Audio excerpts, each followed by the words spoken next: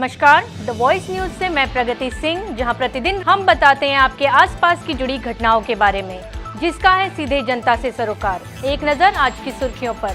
आज दिल्ली में देश के वाणिज्य और उद्योग मंत्री पीयूष गोयल से लोकसभा के सचेतक वलसाड डांग के सांसद धवल भाई पटेल ने व्यक्तिगत रूप से मुलाकात कर वलसाड की पहचान माने जाने वाले आमों के राजा वलसाड़ी हापुस आम को जीआई टैग देने के लिए लिखित प्रस्तुति दी। उल्लेखनीय है कि इससे पहले वलसाड जिले के किसान भाइयों ने इस संबंध में केंद्र सरकार को प्रस्तुतियां दी थी। इसी लंबित मुद्दे को लेकर आज सांसद धवल भाई पटेल ने वाणिज्य और उद्योग मंत्री से व्यक्तिगत रूप से मुलाकात कर जीआई टैग देने के मुद्दे पर जोर देते हुए लिखित और मौखिक प्रस्तुतियां दी। केंद्रीय मंत्री पीयूष गोयल ने इस मामले में सकारात्मक रुख अपनाते हुए समाधान निकालने का आश्वासन सांसद को दिया है। दी वॉइस न्यूज के लिए राम सोनगढ़वाला की रिपोर्ट।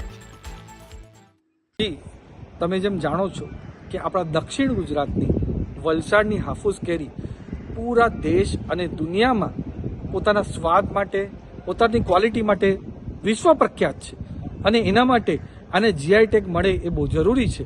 એના માટે આપણા વલસાડ અને નવસારીના ખેડૂતોએ જીઆઈ ટેગ માટે અપ્લાય કર્યું હતું અને જીઆઈ ટેગનું અપ્રુવલ પણ 18મી ફેબ્રુઆરી 2025 મળી ગયું હતું। પણ એના પછી કોણકણના હાફૂસના જે કેરીના ઉત્પાદકો છે એમાં આપત્તિ જતાવી એના લીધે આપણું જીઆઈ ટેગ હોલ્ડ પર મૂકી દીધું ને એમનું તથ્ય હતું, એમની જે તરફથી રજૂઆત હતી કે આ હાફૂસ કેરીનું જીઆઈ ટેગ ખાલી કોણકણ વિભાગના ખેડૂતોને મળવું છે।